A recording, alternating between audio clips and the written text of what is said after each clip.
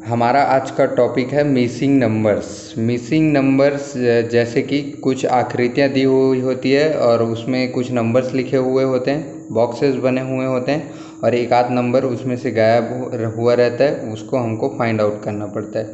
इसमें भी क्वेश्चंस भी कई टाइप के होते हैं, जैसे कभी कभी सिंगल आकृति रहती है उसमें नंबर गायब रहते हैं और कभी 2-3 आकृति एक साथ दी रहती है और किसी एक मतलब जैसे 3 त्रिभुज दे दिया और उसमें से एक में कुछ संख्या गायब है, उसको हमको निकालना है। तो ये सॉल्व कैसे करते हैं? तो अगेन 2 सेकंड में आंसर ला सकते हैं, ऐसे कई यूट्यूब वीडियोस बोलते हैं, लेकिन 2 सेकंड से ज़्यादा तो क्वेश्चंस पढ़ने में लग जाएंगे, 2 सेकंड में इसका आंसर्स नहीं आ सकते।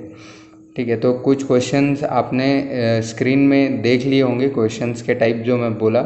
इनके लिए कुछ कुछ चीज़ों की ज़रूरत पड़ती है जो हमको नॉर्मली पता रहे तो हम उनको इजीली सॉल्व कर सकते हैं। पहले तो बहुत सिंपल ही ये मैथ्स के जो 4 फंडामेंटल्स हैं, प्लस माइनस गुणा भाग, वो अप्लाई हो सकते हैं। जैसे एक को प्लस करने के बाद दूसरा आ रहा हो और दूसरे को प्लस करने के बाद तीसरा आ रहा हो, मतलब प्लस प्लस होके हमको अगला नंबर मिल जा रहा हो या माइनस माइनस होके मिल रहा हो, या कभी ये कंपोजिट हो सकता है, मिक्स हुआ हो सकता है कि प्लस माइनस अल्टरनेट करो एक के बाद एक, या प्लस करो गुणा करो, या चारों भी अप्लाई हो सकते हैं। ये सिचुएशन पे डिपेंड करता है।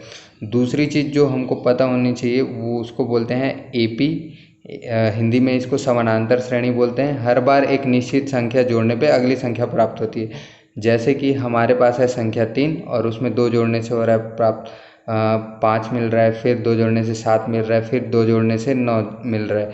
तो इस प्रकार हम देख सकते हैं कि हर बार इसमें 2 जुड़ रहा है। ठीक है, तो ये एक एपी या समानांतर श्रेणी बोलते हैं। ऐसे ही एक होता है जीपी, हिंदी में इसको गुणोत्तर श्रेणी बोलते हैं। इसमें होता यह है कि हर बार एक कॉमन नंबर का गुणा होता है। जैसे कि संख्या 2 और उसमें गुणा हुआ 3 का तो 6 हुआ, फिर 3 का गुणा हुआ तो 18 हुआ, फिर 3 का गुणा हुआ तो 54 हुआ। इस प्रकार से जीपी रहता है। और जो चीज़ हमको पता होना चाहिए, कभी कभी ऐसा होता है कि किसी के स्क्वायर से आते रहता है। स्क्वायर बोलने का मतलब है वर्ग, जैसे 2 का वर्ग होता है 4, 3 का वर्ग होता है 9, 4 का 16, 5 का 25, इस टाइप का। और कभी कभी ये क्यूब होता है। क्यूब मतलब जिसमें 3 बार गुणा करते हैं, जैसे 3 का 3 बार गुणा करने पे 27 आता है, 4 का 3 गुणा करने पे 64 आता है। तो ये कुछ सिंपल मैथमेटिकल टूल्स हैं जो हमको ऐसे आकृतियों को सॉल्व करने में मदद करते हैं। ठीक है, इनके अलावा हम एक चीज़ ये देख सकते हैं कि अगर सिंगल आकृति रहती है, सिंगल आकृति रहेगा तो उसमें मैक्सिमम या तो उसके सारे लाइन के जो योग हैं या योग के बाद जोड़ना घटाना सभी मिक्स करके वो एक जैसे आ रहे हों सारे लाइंस का या कॉलम्स का, या तो उसमें हो सकता है कि एक सिमिट्री हो। सिमिट्री का मतलब कि जैसे एक सर्कल हमको दे दिया गया है और सर दे दिया है 8, उसमें 4 लाइन खींच दिया गया है, मतलब 8 पार्ट हो गया। अब हर पार्ट में जोड़ने के बाद हमको संख्या जो प्राप्त हो रही है वो मान लेते हैं कि 25 है। तो इस एक लास्ट वाले में कुछ एक संख्या गायब कर दी है, वो हमको बताना है। तो वो ऑब्वियसली जो 25 में कम होता रहेगा वो रहेगा।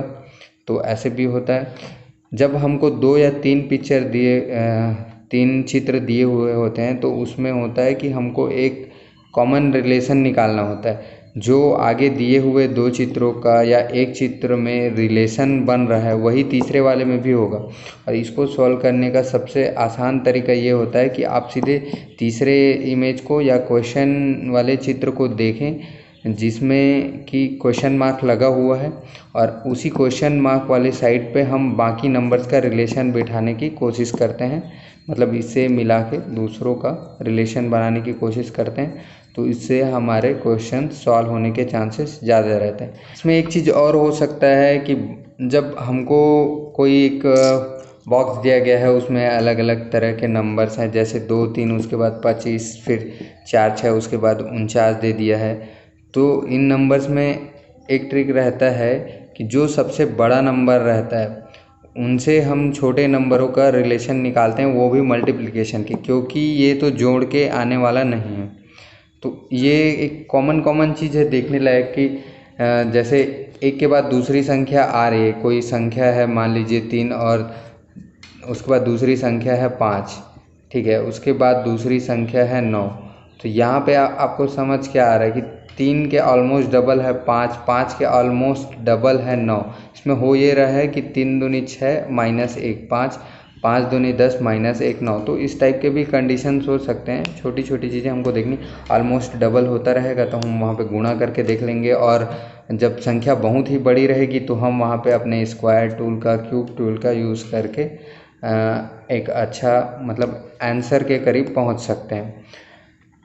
इसमें एक चीज़ ये भी हो सकता है कि कभी कुछ ही ना सूझे, हमको कुछ पता ही नहीं चले कि अब करना क्या है। तो वैसे मेथड में, वैसे सिचुएशन में हम यूज़ करते हैं hit and trial. Hit and trial का मतलब ये है कि आप सीधा ऑप्शन में जाओगे और ऑप्शन को वहाँ पे रख के रिलेशन बनाने का कोशिश करोगे।